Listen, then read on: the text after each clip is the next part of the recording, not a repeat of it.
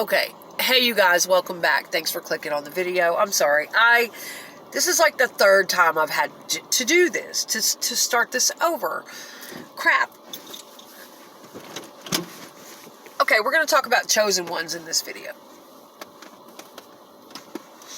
The term chosen or chosen ones that we're hearing a lot lately in spiritual communities and things like that, okay?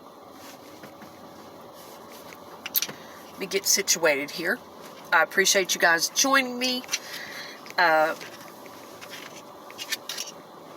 as I always let you guys know, my videos are just for educational purposes only. Just my thoughts, feelings, perspectives.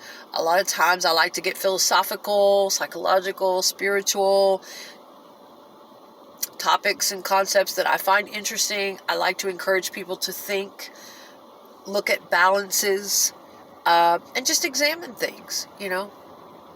Sometimes it's therapeutic for me. It's whatever. But again, I do appreciate you guys being here. If you get value out of my content and you enjoy things like this, please hit like, hit subscribe. It helps my channel. I appreciate it. But yeah, lately, I believe I first heard the term, probably a couple years back when I found one of my favorite mentors. I respect his work a hell of a lot. Learned so much. Puzzle pieces that I really needed to put together. Helped me through a hell of a rough time. A couple years back. Pete Sapper, and the channel was initially called The Empath Uprising, which was later changed to The Chosen 144. That is where I began hearing the term chosen ones. And I know to a lot of people, and I see arguments across the internet, I see a lot of commentary, well, what's a chosen one? And I see fighting about it and people taking offense to it. I know that term seems audacious. Is that right? Audacious? Audacious? Audacious? Audacious. Yeah, it does. It seems pretentious, or it seems self-righteous, and I see people fighting about it and pissing on, well, who are the chosen ones? What's that? Well, that's so self-righteous. That's so narcissistic. That's so, whatever. But it is a concept in spiritual communities. And I'm going to get into one of the theories that resonates most with me. Basically kind of goes along the lines with what Pete Sapper is teaching or taught in his videos about why we're here and what this really is, okay? Now, there are a lot of theories out there, not just one. There, and a lot of it is related to biblical stuff, Christian stuff. The 144,000, God's chosen. Okay, all that is kind of however you want to let it resonate with you. Now, it's not for everyone. That's cool. I've already let you guys know here on my channel, I fucks with all of it.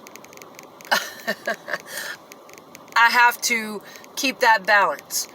I have to use critical thinking and logic and reason. Common freaking sense. Living here on earth in this dimension, hell yeah, you need some of that. And some ego. Don't kill your ego all the way. I don't even like that term, kill your ego. You need a little ego, okay? Because you gotta survive here. It's pretty rough here, isn't it? Okay. But at the same time, I balance that out with my empathy, my intuitive side, reading energy, my spiritual side, picking up on things like that, ESP, whatever. And I do have that spiritual side, and a lot of these spiritual concepts and theories resonate very deeply with me. I will pick through, and whatever sits right with me that feels true to my life experience and my energy is kind of what I go with. I don't ever know any of that stuff for 100% certain. Of course not. But I am one of those people that believes that you will know what is right for you. Okay? You will know. Now, it may not be right for everyone across the board, but you will damn sure know what is right for you if you tap into that, okay? I think a lot of these experiences are different depending on the individual. We don't all perceive things exactly the same. We don't all see things exactly the same. That's okay. But the way I understand it, the chosen ones. And before I get into that, I want to make it clear. I see beautiful gifts in every human.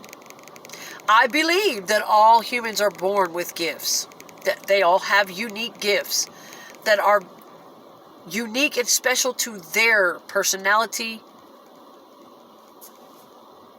I do.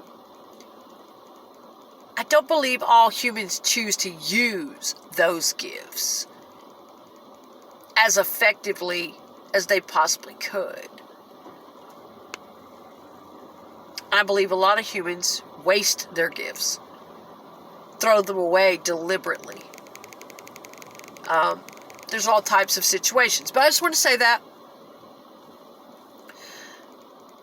even in some of the worst of situations, I see the beauty in all human beings.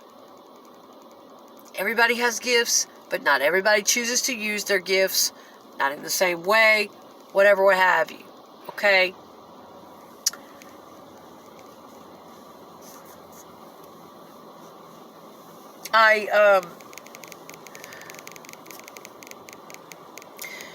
Even with really toxic people, highly narcissistic people, highly addicted people, all that shit, I've been around that kind of thing all my life.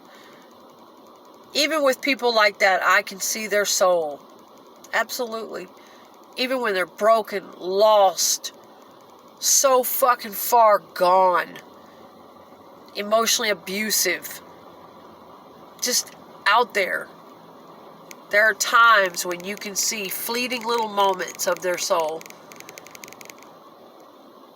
I feel like a lot of those people, a part of them have checked out a long time ago. It would be called whatever. Narcissistic personality or dissociation. There's a lot of different things that could be going on with people where their ego was broken some point as a child or traumatized and it was too painful to be them. Identity split and, different things can happen. In a spiritual sense, though, I think a part of their soul, I think they call it fragmented. I think a part of their soul just goes. Their ego is so shattered and broken. A lot of people can't heal from that, from those childhood wounds. A lot of people choose not to heal, okay? Whatever. But I've always been that way. I see beauty and giftedness even in some of the darkest of places. Absolutely. But doesn't mean I'm gonna put up with their shit. Doesn't mean I'm gonna let them trample on my damn face. It is what it is. I have to protect my energy from people like that too. Big love in my heart, but I still have to protect myself too.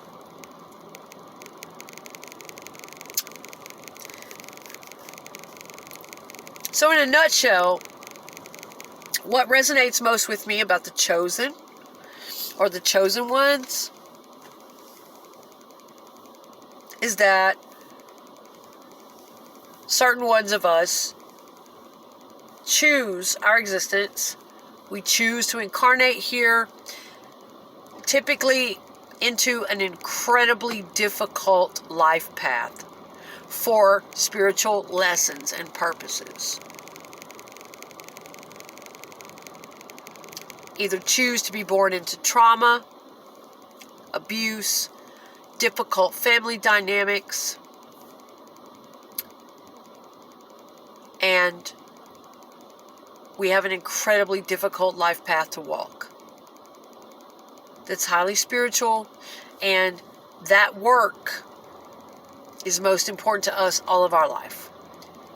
Ultimately, we will have to choose that over everything, over anyone, anything that tries to get in the way. And we experience a lot of setbacks and hurdles and distractions along the way. But in a nutshell, the theory goes, we choose our incarnation, we choose to come here, and we choose the family we're born into, the lessons we're going to learn. And you know, there is even the theory that we travel in soul groups, that there may be like a higher oversoul, and maybe several of us at a time can be part of the same oversoul and here to, you know, maybe our family and some of our friends and the certain key players in our lives, people that walk into our lives at certain times. We're all here to help each other out. We planned this, and it's what we have to get through to align with the highest version of ourselves and complete our dharma. I'm still learning what exactly that means, to get off the wheel of karma, to get out of all that, and start getting close to completing the dharma, the life lesson, I guess, aligning more with the life purpose before we go back. I think that's kind of like what it is. I'm still, you know, grasping that and learning and wrapping my mind around that.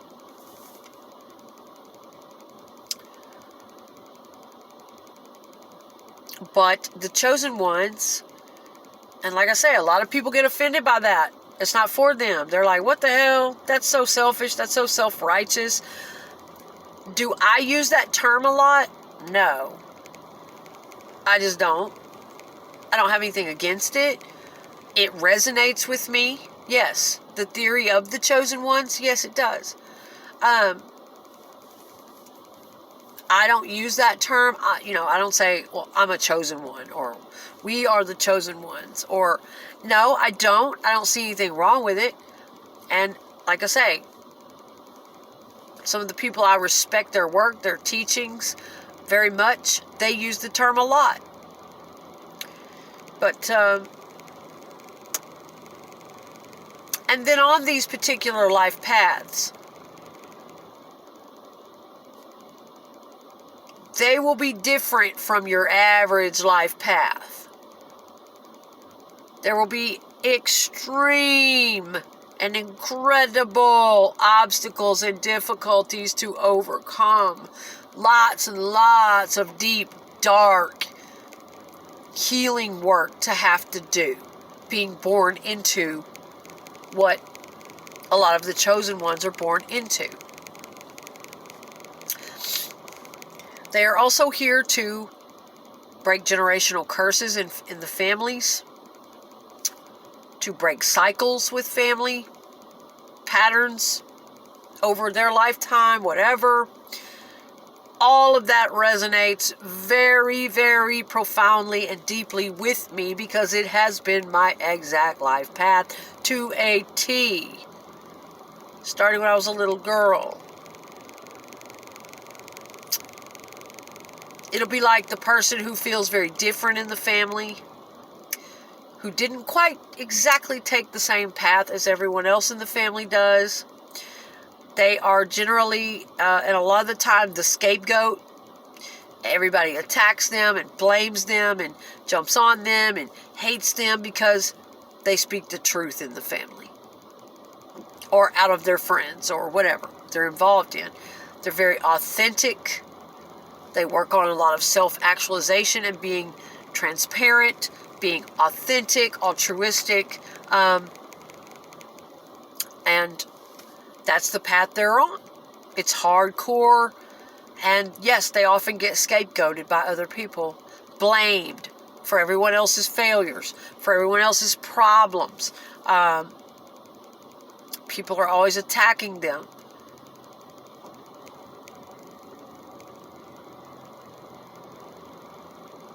Because of their powerful energy, because of their abilities.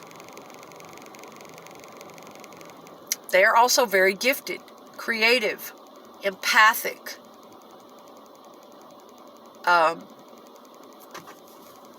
light, filled with light, determination out of this world to transmute every damn thing that is meant to destroy them.